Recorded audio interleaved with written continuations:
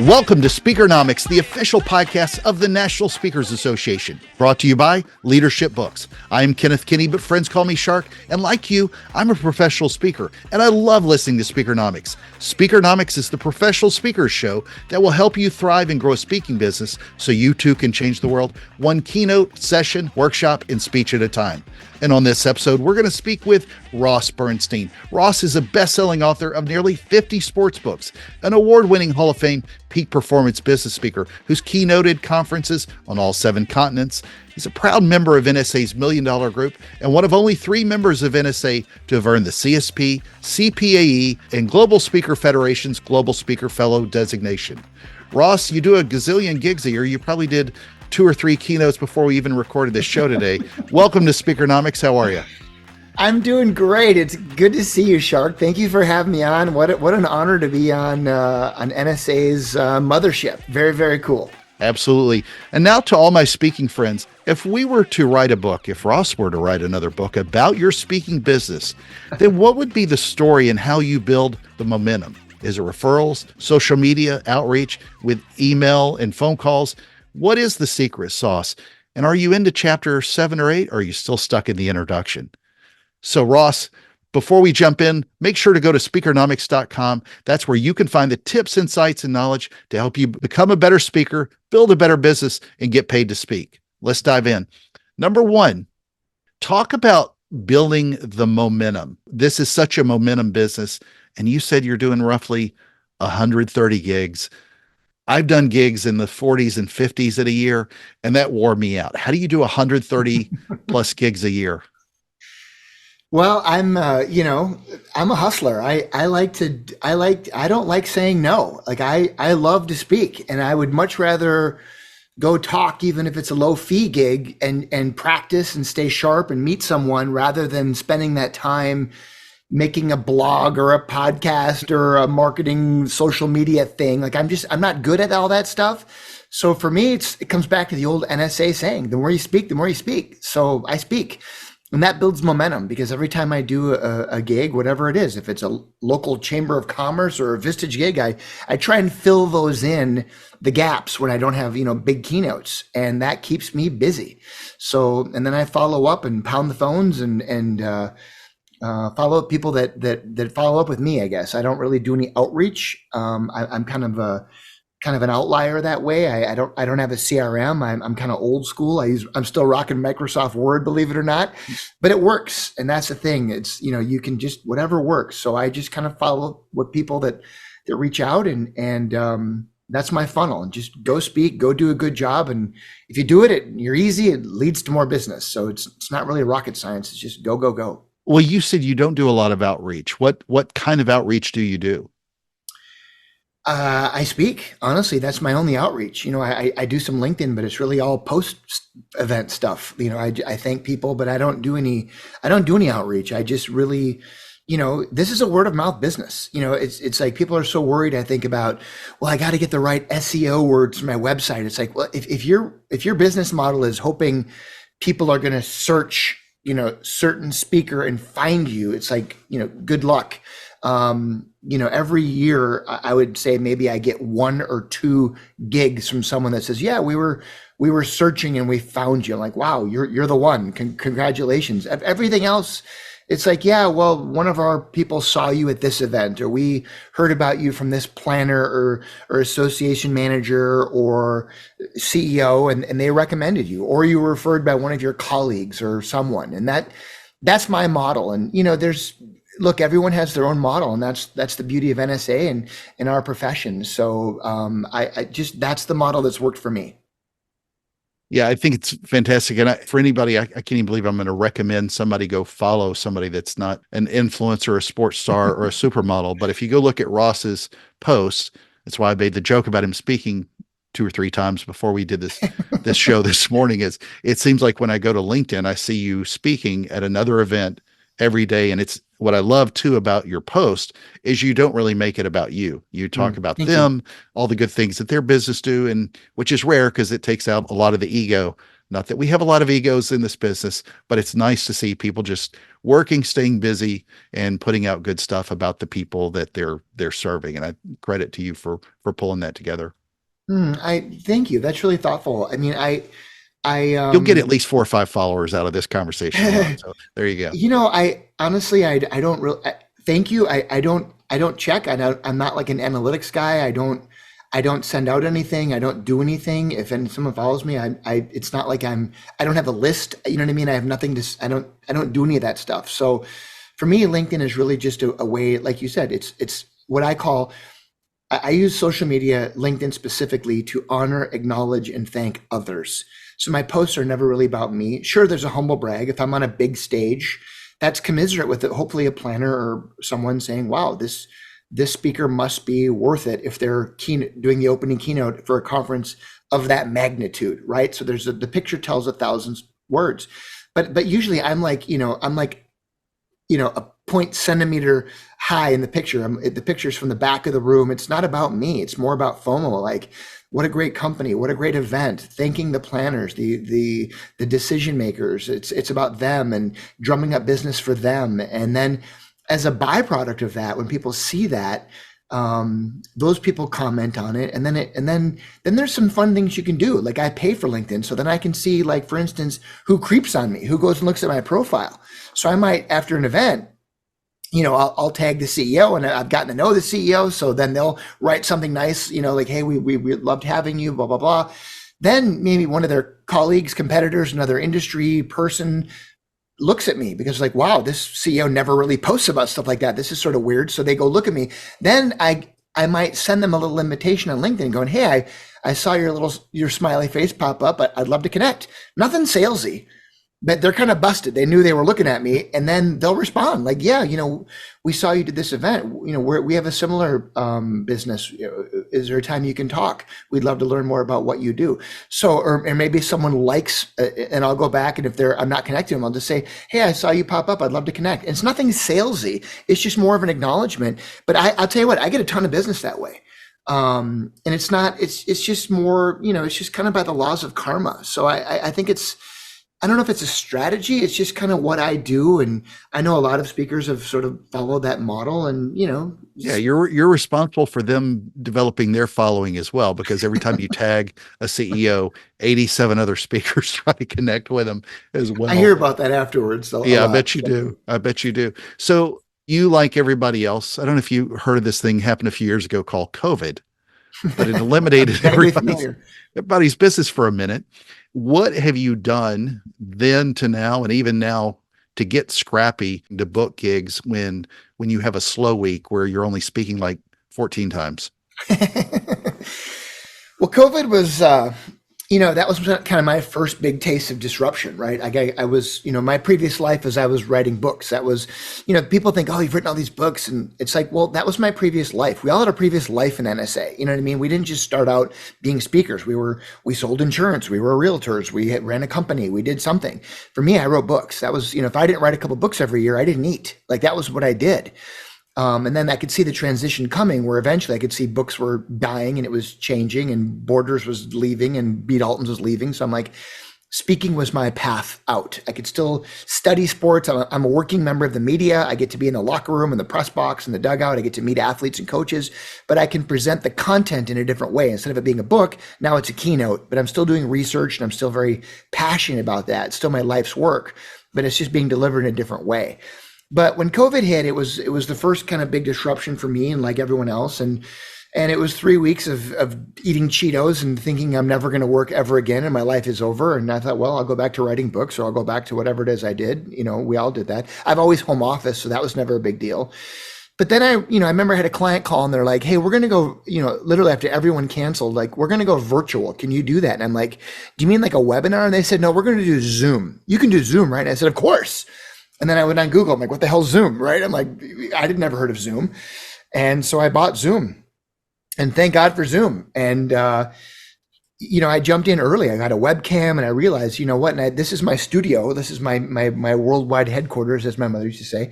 But I'd put up a separate TV, like right here, where I could stand and run it off a separate PowerPoint on that, so I could move around.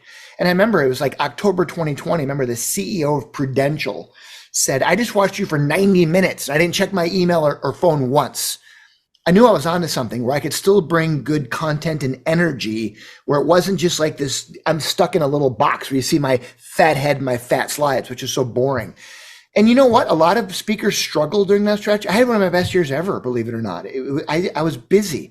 I was on in Des Moines. I was on in Dubai. I was on in Mumbai. I was on in, Cleveland, Perth. I mean, it was like it opened up a whole new world.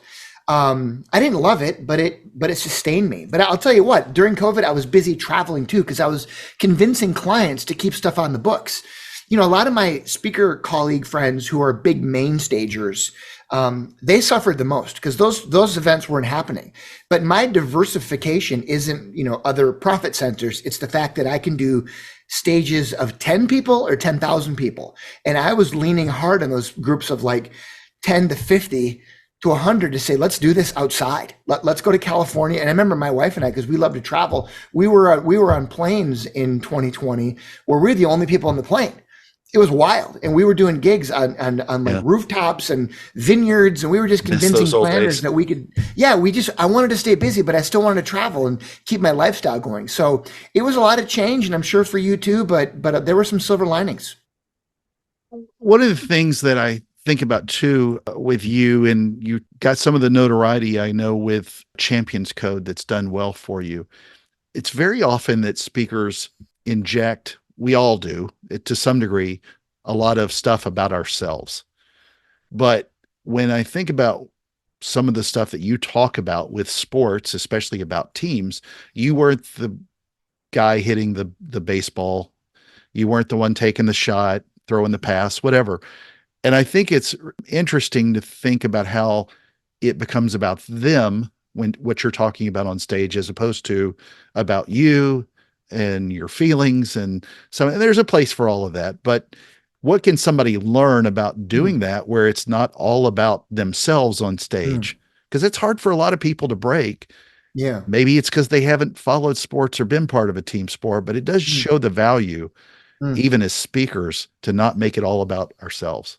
Yeah, that's really, really insightful stuff. I learned early on, like, I'm not the hero of my story. Most athletes fail in this business because it's all about them. It's the me story. So when I share stories about me, it's about failures, right? It's like, here's my signature story is just the very brief version. I was a walk-on to play hockey at the University of Minnesota. I lasted like 5 minutes. I got cut, and I wanted becoming the team mascot. So for your YouTube viewers, if you can see, there's my Goldie the Gopher head, my mascot head from when I was a giant smelly rodent. And I wanted becoming the mascot and entertaining all these drunk fans. And I realized I was good at like entertaining people, even though I couldn't talk. And that led to my very first book called Gopher Hockey by the Hockey Gopher. A publisher had actually approached me because of all the trouble I had gotten into as this mischievous mascot. And that launched my career. I wrote a book, and all of a sudden I'd go do TV interviews. I could tell stories about all these other crazy hockey players. And because I was one of them and I was still like part of the team and practicing with the guys, they would share all these great stories. And then companies would call and say, hey, we want to come talk to our sales team. This is great stuff. We'll pay you. I'm like, what? You'll pay me? You'll pay me to talk? So I've been speaking professionally since I was in college. And so I loved it. But the story was always about, failure. It was about, and then I wound up doing a book with Herb Brooks, the famous hockey coach of the 80 Olympic hockey team. And I was working on a book with him when he died. So I created his charitable foundation with his family. And we've raised millions of dollars to help kids play sports. So that's another big thing where it was sort of like a negative turned into a positive. So now I talk a lot about philanthropy and giving and serving others.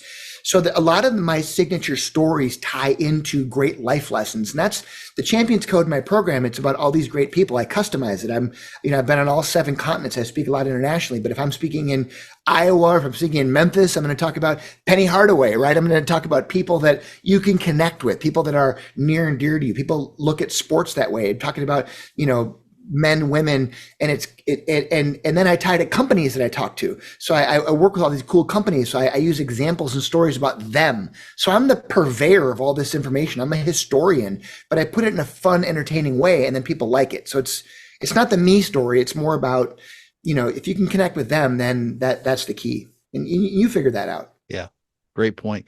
So I have a question for you from a previous guest. What were you like, and what did you want to be when you were 8 years old, and how is that showing up now? Did you dream of being a Hall of Fame speaker at a young age?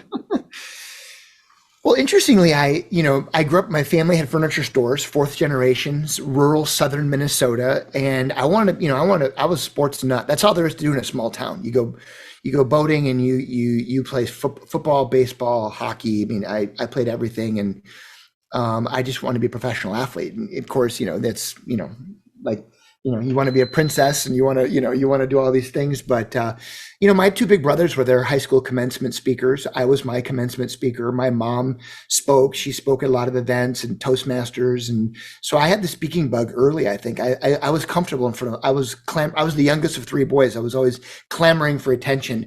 I had no idea it would be this, but I knew I wanted to like be on a stage in some respect. And I mean, writing books, getting on TV, that was always I wrote books. They all came out for Christmas. The people who bought my books were women buying them for fat guys like me. They were like, that was my audience. So I would go on the sports ESPN shows, which I know you used to do. And I would go on those shows, to entertain my buddies, my fraternity brothers, and my high school buddies. But I'd go on the morning TV shows to sell books because that's where women were. And but I could see that world changing. It became less about demographics and newspapers and radio and TV. And then all of a sudden it was about likes, clicks, shares, how many YouTube followers, Instagram followers. And I could see that whole world changing. So that was at about the point where I got out and said, I'm just going to speak full time. But it's definitely been a transition, and that's what our business is all about. It's about transformative change, right? COVID showed us we better change. Now we're seeing the metaverse. It's coming. We're seeing, we saw Sylvia DeGiusto with her amazing keynote last year at Influence, showing how technology is going to change. We're seeing how eventually we're going to be, holograms or whatever. And we're seeing as more millennial meeting planners become into positions of senior leaders that there's going to be more like TED Talks, like we're tired of old white guys talking for 90 minutes. What can you do for 12 minutes? And we're going to have to change or we're going to be dinosaurs. So that's what this business is about. That's what Speakernomics is about. It's about, we better figure out how to change. But if you could do a speech and have a Kirby Puckett hologram, kind of like Sylvie did at Influence, or Jordan cool. Jumping across, that would be pretty stage, badass. Oh, it would be. But amazing. you know what though? To that point, Shark, I will tell you that a lot of people tell me that they say, "Oh, you should show video. Video would be perfect for you." And I'm like, no. Video is lazy. Video. When I see speakers using clips off YouTube of like a funny commercial and it's really funny, people go, "Oh, that speaker was funny." No. The commercial was funny. You used it. You telling a story is funny. I'd rather show a picture and tell a story. No disrespect for anyone that uses videos in that regard, but for me, I'm not going to show a video of some incredible highlight and then take credit for being funny or being inspirational. A great orator will tell the story and do that, in my opinion. Again, no disrespect, but I just find it, I don't like that. For me, I'd much rather show a picture. I love the visual part of it, but I would rather tell the story. And I think the best speakers are the storytellers. One other follow-up to that, since you mentioned something about books and media again, you've got a whole section at Barnes & Noble, the Bernstein section of books. But if you had to rethink rebuilding your speaking business with books in particular, was books by far the most important thing to help you make that transition? Was there some other form of media? Was it being on ESPN? What helped develop a lot of that notoriety that helped you excel as you got into speaking? The books for me gave me credibility early on as an expert. That's the thing. Like the biggest thing people don't do in our business is research. I look at guys like Jason Dorsey and Dave Horsager and these guys, Jay Barrett, they're churning out Sam Richter, Mary Kelly, Meredith Elliott Powell, Mark Hunter. These are brilliant people who do research. And if you're not doing research, you're just a talking head spewing out someone else's information. Like you need proprietary. So I learned how to interview people. I learned how to get my own stories. And that was the key, and that got me on TV, and yeah, that gets you some credibility and a little, I became like a fifth tier celebrity in Minnesota, right? Where I would churning out books and doing signings in the Mall of America, and I was always on TV, and that and a ham sandwich gets you what? Yeah. But I mean, the reality is it got me on a lot of stages. It got me reps, got me practice, right? And that's where you cut your teeth. Like, there's no shortcut in this business. If you're not funny, if you're not entertaining, if you're not insightful, if you're not delivering great value, if people aren't walking away going, wow, I got a page of notes, I can't wait to apply this to my business to sell more life insurance or whatever it is they sell or whatever it is they do to be more an effective leader. This is not a business, it's a hobby. And that's okay. And that's okay. But like, if you want to really make a business out of this and make it a full-time thing, then those are just the disciplines that you have to do. And there's no one path. You can find that way. You can be a YouTube influencer now. You can do anything. In my world, it was writing books. It was television. It was radio. It was newspapers. That's how we measured back then. Things have changed now. You can, parents, all the time, like, oh, my kid loves sports, they love analytics, and they want to do what you do, and they want to use AI. I'm like, great, it's free. Like, I had to leverage my graduate school money to do what I did. I had two brothers get Ivy League MBAs and were working on Wall Street, and I told my mom and dad, I want to use my grad school money to write and publish a book about Gopher hockey. How do you think that went over? I mean, it was like, this is going to be the biggest failure of your life. And I'm like, this is what I'm doing. And I was all in. And now it's like, are you kidding me? Kids can have a YouTube channel and their own podcast for nothing. It costs nothing. So there's zero barrier to entry. So if you want to do it, you can do it. There's no barrier now. So you can just go for it. But you need reps. You got to go work, man. There's no, like you said earlier, there's no shortcut to this. You got to you just got to go speak and bang it out in chambers. And you know what? I still do that stuff. I'm not like that, like, full of myself, or I think I don't have to go do it. I do it. I still do gratis gigs at chambers and stuff like that. And you know what? It's great, honest work. And is it my full fee? No. Do I have fee integrity? No. Thank you. And you know what? That's okay. I'm a member of the $1 Million Group. I'm really proud of that. But I got to work a lot harder than everybody else. I don't have all the side hustles. That's such a great summarization. There's no way to do this. You can do it any way you want to do it. Such a great way of saying it. Do I have fee integrity? No. And I'm a member of the $1 Million Club. So, well, with that fifth tier celebrity, though, I think you get 10% off at Applebee's along with every other customer who gets the same thing. Well, so what is a question? And I'm not sure when I'm doing the next show as to who the guest is, because you know pretty much everybody. What is a question that you would like to ask a future guest on this show? That is a very profound. If you were a tree, what is your favorite adjective describing the shark? I guess I'm just fascinated how people do their models. Like, maybe I would say, like, who are the three people they admire most? Like, I did this cool book on captains called "Wearing the Sea" with Wayne Gretzky, I had a man crush on Wayne Gretzky. And one of the great questions that I found, I needed when I write books, they're very interview intensive. I interview a lot of celebrities and athletes and famous people, and you got to, you don't want the Bull Durham, going to take it one game, and you got to find something interesting. And I was struggling, even though I'm a big hockey guy, with that book, because I wasn't connecting early on to get them to buy in, to continue to really open up.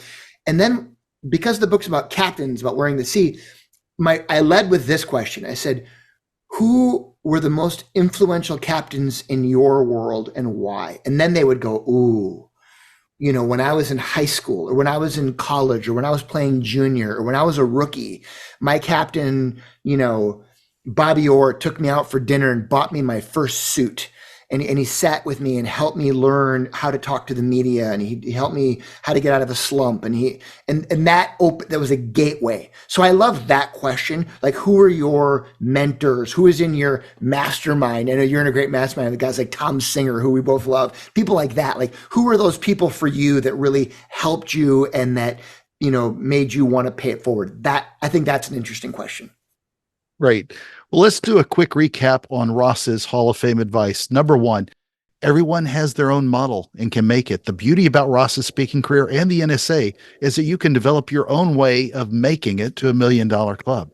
Number two, Think about what is your champion's code. Yes, you. Don't waste time complaining, thinking too much about it. Just get out there, get scrappy, whether it's a stage of 10 or 10,000. And number three, don't make it a me story only. Think about this similarly as you do a team sport with you and the audience. Make it a team and not just about you. Ross says correctly. That's why so many speakers who are former athletes fail, because they don't do that. And make sure you customize it to whatever that story is local to them. Ross, any closing thoughts before we write ourselves out of here and you get back to the stage? I just want to say thank you, Shark, for doing this. This is a big deal. I know you're newer to NSA in the last few years, and to watch you build momentum and build your business. And I know you do other things. You've got a great conference that you put on, and I know you're passionate about diving, and you got a young kid at home, and there's so much exciting things happening in your world. And NSA is about servant leadership and abundant generosity. And I just feel really grateful that you invited me to be on your show and made it about me. And I want to just spin it back about you and just say thank you. And thanks for what you're doing. And if I can help you or be of service to you, proud to call you my friend. And I just really appreciate you having me on and sharing some wisdom together. And that's what it's all about. So I'll look forward to seeing you in Denver, and beers are on me. I appreciate that. I'll take you up on, and I've got a pretty good liver. So, one other question then, since we brought this up, and we talked about this earlier, I think I'd be remiss if I didn't talk about how does somebody go about doing that many gigs in keeping. Again, first time I saw you at NSA, you were getting your Hall of Fame award. You speak 100 plus times a year. It's not easy to do that without balancing family. Briefly, how did you do that with your wife and your daughter? Well, I very purposely made it a lifestyle business, and that was really important. I mean, early on, when my kid was younger, I would just grind. I would fly in, fly out, but I was always negotiating. Living in Minneapolis, I'm Middle Earth. I got a Delta hub, so I would negotiate. Say, you know what, I'll work with your fee, but put me on at 1:00 in Chicago, Dallas, Atlanta. I'll fly in, fly out. I'll sleep in my own bed. I'll get to my kid's game. Right? You just do stuff like that. You can't. I would always bring my kid with me, and then as we got more and more, I was bringing my kid everywhere. In fact, my favorite, most braggadocious thing I brag about is my daughter became Delta Airlines' youngest ever diamond medallion at the age of 13. So we were bringing her all over the world. I mean, she'd been to all 7 continents by the time she was in junior high school. And she's a public school kid. It wasn't like, homeschooled or private school. No, we talked to the teachers. We're like, hey, this week, instead of her doing a paper on this, what if she did a paper on the Great Wall of China or the Great Barrier Reef or a concentration camp outside of Prague? And they were like, oh, that's cool. And then they were bragging about it. Like, one of our kids has been to all 7 continents. So we love that. And now she's in college at the University of Minnesota, my alma mater, go Gophers. And so my wife and I live on the road. So we literally are gone 230, 40 days a year. And we are very purposeful. Like, my wife and I are 50-50, right? We're business partners, but she doesn't do anything for my business. She doesn't do any contracts or anything, but we travel together. She keeps me sane. I love her. She's amazing. Sarah and I we see our speaker friends when we're on the road. We do really fun stuff. And in between gigs, we go to New York City and go see a show. We go to South Beach. We go hiking in Zion or Bryce, or we go see our friends in Salt Lake City or LA or Denver or whatever. And we've made this a lifestyle business. And that's what I would say to everyone, is that eventually, when you get off the road or want to be on the road, just to get to a point where you're happy and you feel like you have purpose, which is, I know you talk a lot about, Shark, is I feel like I'm really happy because I get to do this with my wife. We get to travel, do things we love to do together that we're passionate about.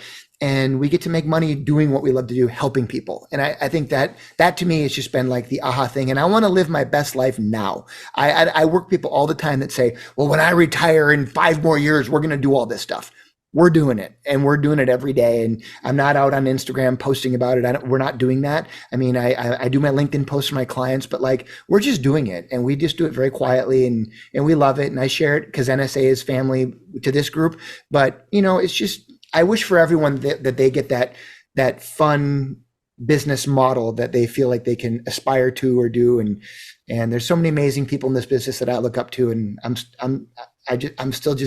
trying to hustle, man, build momentum. That's what it's all about. Well, whether you're married or not, or have kids or not, it's not just about the content. It's not about your performance only on stage. It's not about all your social posts. Eventually, it's about the people that support you. And if you can keep grounded that way, then your 13-year-old can become a Diamond Medallion member. It's amazing what you built. And I know I love when I first saw you gave a lot of credit to your family, and that can really help you not deal with a lot of the other issues and a lot of the loneliness that comes with it. So friends, make sure to join us at speakernomics.com and let your voice be heard. Thanks again to Leadership Books for sponsoring this episode. I am Kenneth Kinney, your host of the National Speakers Association's Speakernomics podcast. And this has been another fantastic episode of the show. To everyone listening, thank you for the privilege of your time. And remember, Speakernomics is a podcast where you'll learn to speak, get paid, repeat.